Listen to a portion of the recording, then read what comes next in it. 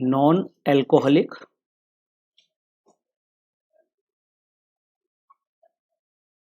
fatty liver disease.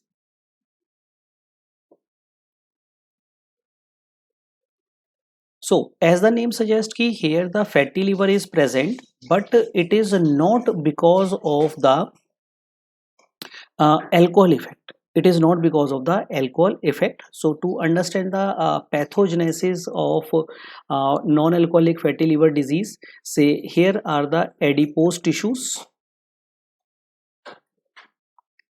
In the adipose tissues, lipolysis occur. Free fatty acids are released, and these free fatty acid there is uptake into the liver. This is a hepatocyte. So these fatty acids which are coming into the hepatocyte have multiple ways for metabolism. So either it can undergo a beta oxidation process, or it can re-esterify into triglyceride, which is known as lipogenesis. Re-esterify into triglyceride, lipogenesis, or it can be converted into phospholipid or cholesterol esters, cholesterol esters, or secreted from the liver as VLDL, as VLDL. So this is the pathway of the fatty acid. So in cases of fatty liver disease, basically it is the triglyceride which is getting accumulated in the liver. It is accumulated in the liver. That means it is a lipogenesis factor, lipogenesis pathway. So what causes this triglyceride deposit? So the triglyceride deposit can be if the beta oxidation pathway is impaired with the help of alcohol, but patient is not taking alcohol. So the other reason could be here, and that reason is insulin resistance. Insulin resistance. Normally insulin inhibit the lipolysis, but if insulin resistance is there, lipolysis increases of adipose tissues. So if the lipolysis is increased, more fatty acid go into the liver and more triglyceride they will form. So this is the basic pathogenesis of the fatty liver disease. And here non-alcoholic, the cause is the insulin resistance, and non-alcoholic means less than 20 grams of alcohol per day, to label it as a non-alcoholic effect. Now, so the pathogenesis here will be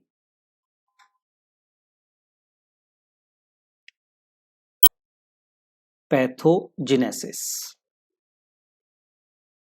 The first step is, of course, the hepatic steatosis, that is known as fatty liver.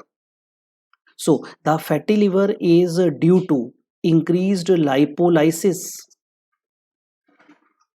and increased lipolysis is due to insulin resistance.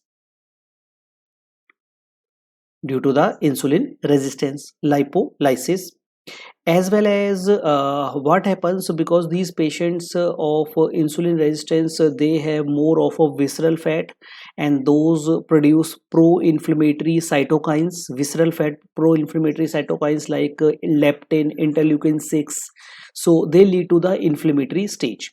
So the inflammatory stage is known as the hepatitis stage, steatohepatitis.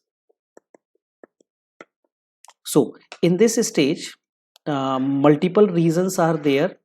The first reason is because of increased visceral fat, which is a characteristic feature of insulin resistance. There is stimulation of pro-inflammatory cytokines. Pro-inflammatory cytokines like leptin, interleukin 6, plasminogen activator inhibitor stimulation, inhibition, plasminogen 1 inhibition,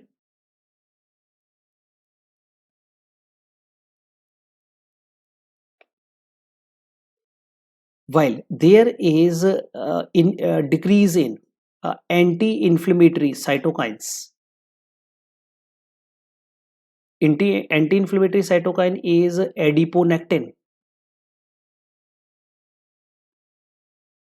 Adiponectin. While hepatitis can also be induced by specific free fatty acids, and these specific free fatty acids like palmitic acid, ceramides,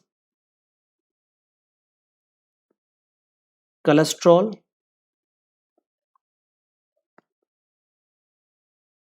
lyso, phosphatidylcholine. So these are some specific free fatty acid, and what is their property? The property of these specific free fatty acids are these are toxic to intracellular organelle. Intracellular organelle in the form of they cause oxidative stress,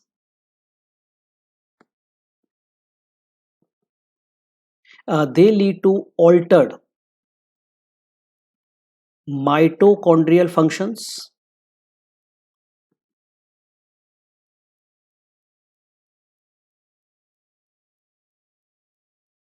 they induce autophagy, they stimulate stellate cells, they stimulate the stellate cells. So this is the property of specific free fatty acid, and of course there is a process of a tissue injury known as lipotoxicity. Lipotoxicity. So this leads to the inflammatory stage, and inflammatory stage, when it is not treated, then it will lead to the third stage, that is a cirrhosis stage. Cirrhosis stage.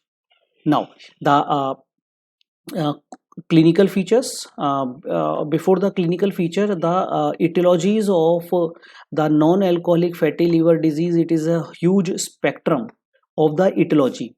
So the causes here will be, number one cause group is metabolic. Metabolic means insulin resistance, which can be seen in obesity, type 2 diabetes, can be seen in starvation. Starvation do lead to the insulin resistance as a adaptive nature. Now there are certain drugs which leads to the fatty deposit, and these drugs are estrogen, steroids, glucocorticoids, nifedipine,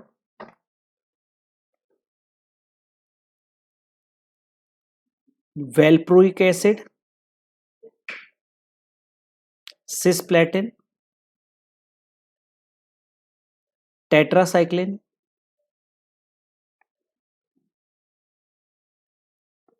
methotrexate.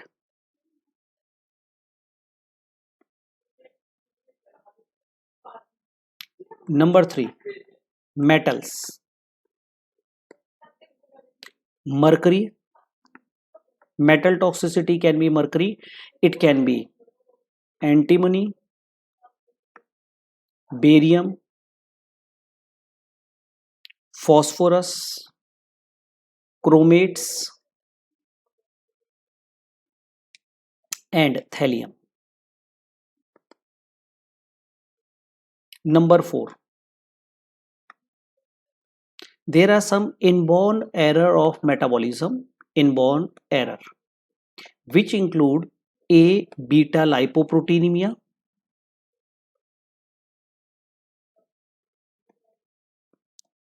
galactosemia,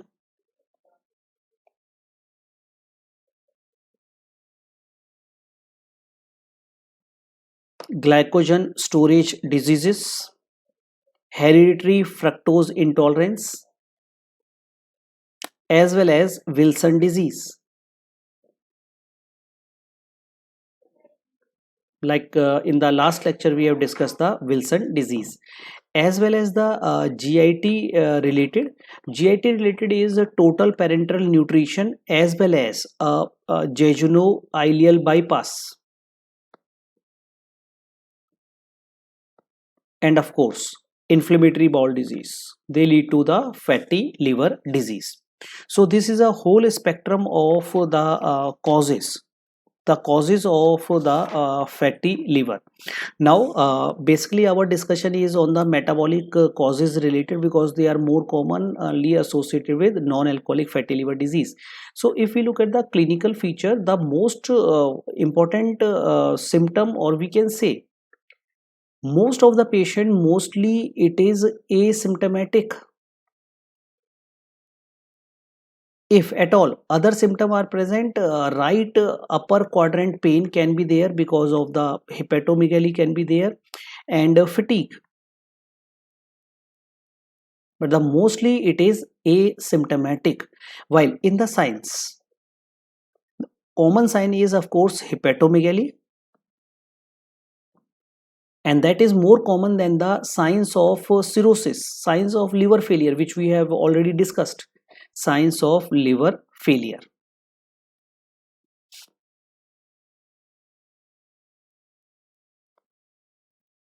While in the investigations, so the investigation here will be the liver enzyme will be elevated, and this ratio SGOT upon SGPT ratio is usually less than 1. In alcoholic liver disease, in ALD, this ratio is more than 2. While if this ratio is more than 1, becoming more than 1 in non-alcoholic disease, this will indicate fibrosis. Indicate fibrosis. Reason? Because SGOT, there is a normal reuptake into the liver. So if the liver is fibrosed, its reuptake will be reduced, and if it is becoming more than 1, it indicates a fibrosis in cases of a non-alcoholic fatty liver disease. Of course, there will be elevation of gamma GT, because fat squeeze the endoplasmic reticulum to release the gamma GT into the blood. As well as there will be a elevation of serum ferritin. It is seen in non-alcoholic liver disease. Iron overload can be present. In less than 20% of the cases, low titers of ANA can be seen. So this ANA can also be seen in autoimmune hepatitis, can be seen in non-alcoholic fatty liver disease. While the more important thing is in the non-alcoholic fatty liver disease is the markers of the fibrosis. So this could be your potential question, markers of fibrosis.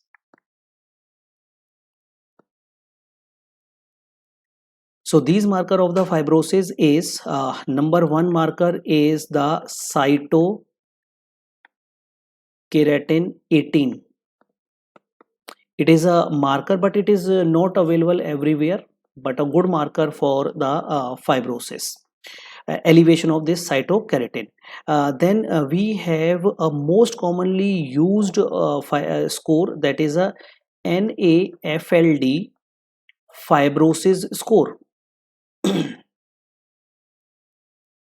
NAFLD fibrosis score is the most commonly used score, and the parameter which are included here are age, BMI, hyperglycemia,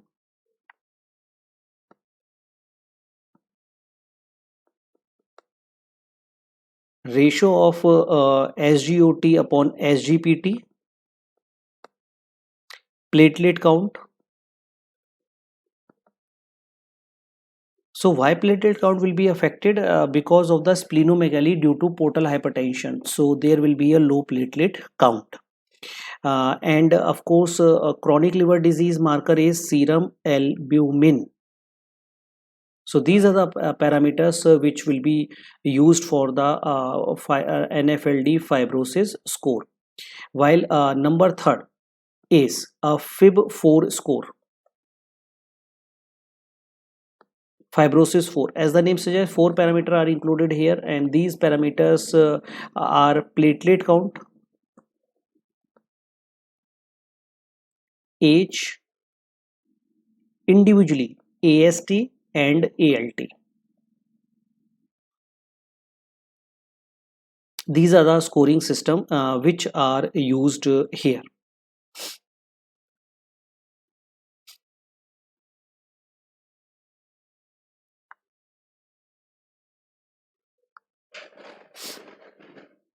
Now, what is the importance of these clinical score? These clinical score will help us in determining the management of these patients. So the management of these patients, so we will look for the clinical scoring systems. So clinical scoring system, if it is a low risk or it is a high risk. High risk. So in cases of a high risk, we will advise the patient for a vibration controlled transient elastography, which we call it as fibroscan. Fibroscan or MR elastography. So MR elastography level of more than 3.1 kilopascals, while fibroscan level of more than 8.5 kilopascals. So any of these is positive, then the liver biopsy is indicated for staging the disease. While if a clinical score is coming out to be a low risk, then we will manage the metabolic condition, manage metabolic disease and annual follow-ups. Annual follow-up. So this is the importance of doing the scoring system. So let's see the management or treatment of the non-alcoholic fatty liver disease. So the modality of treatment, and let's see the effect. Effect can be in terms of the clinical effects like patient well-being. Effect can be in terms of decreasing the fatty deposits in the liver or decreasing the liver enzymes, that means ki decreasing the inflammation or decreasing the fibrosis or decreasing the progression of the disease or improving the insulin resistance. These are the effects, overall effects for these modalities. So the first modality is of course weight loss. Weight loss of 5 to 10%.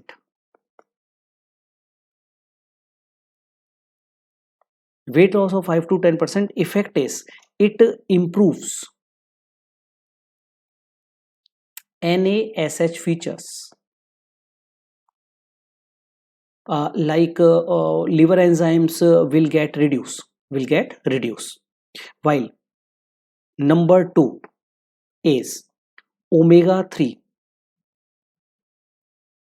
fatty acid supplement in the diet.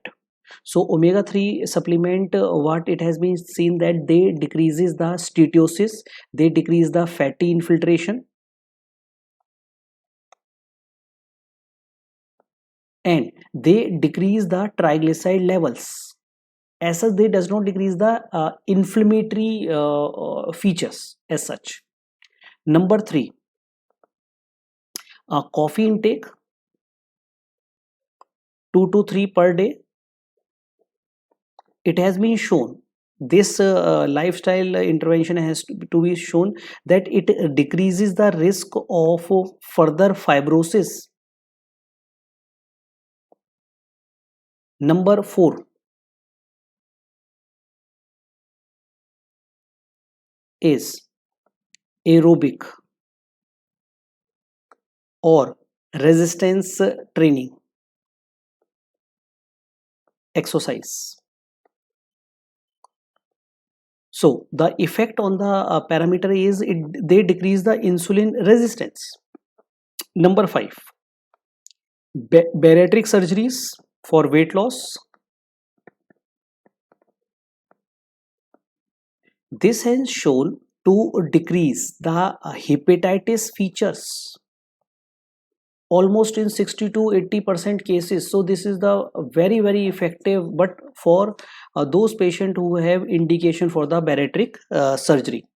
Now the vitamin E, number 6, vitamin E in a dose of 800 milligrams per day.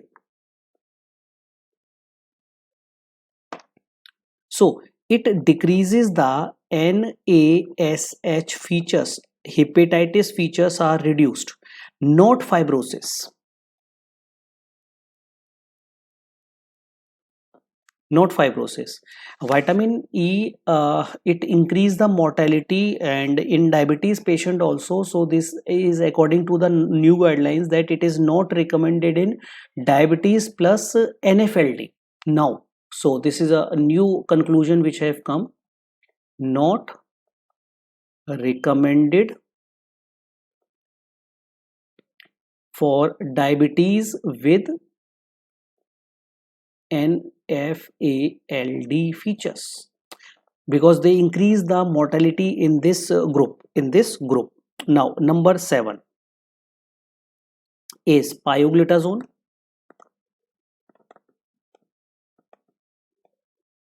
So these pioglitazone are the PPAR gamma effect. By this they reduce the insulin resistance. They reduce the insulin resistance and they have decreased the NASH, and surprisingly they have decreased the progression to fibrosis, but their use is restricted because of the weight gain property for inducing the CHF. So they are not so commonly given nowadays, so it will be given according to the discussion with the patient. Number 8 is incretin therapy, like GLP-1 agonist. They decrease insulin resistance and they cause weight loss. Number 9, pentoxifylline.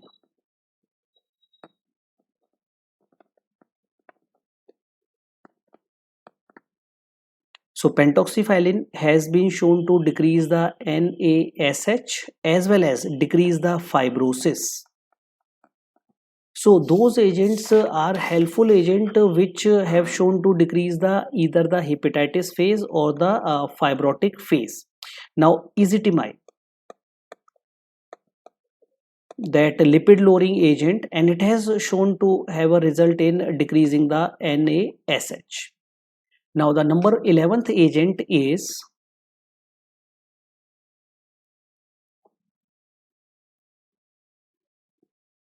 farcinoid, that is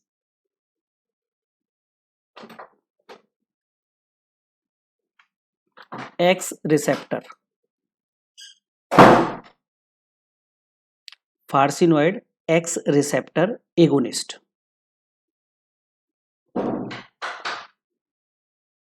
So farcinoid X receptor agonist, what they do, they are responsible for decreasing the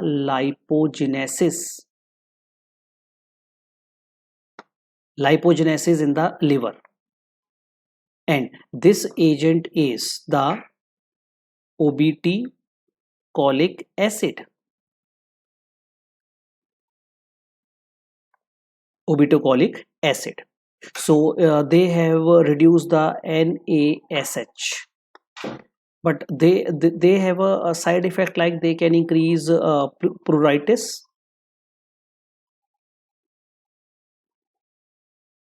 increase the LDL, and decrease the HDL.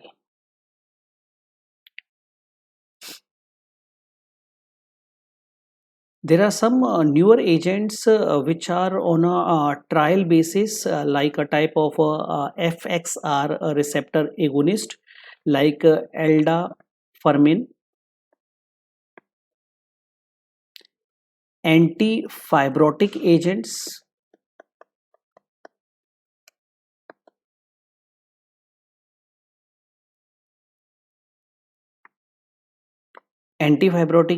like cenicriviroc,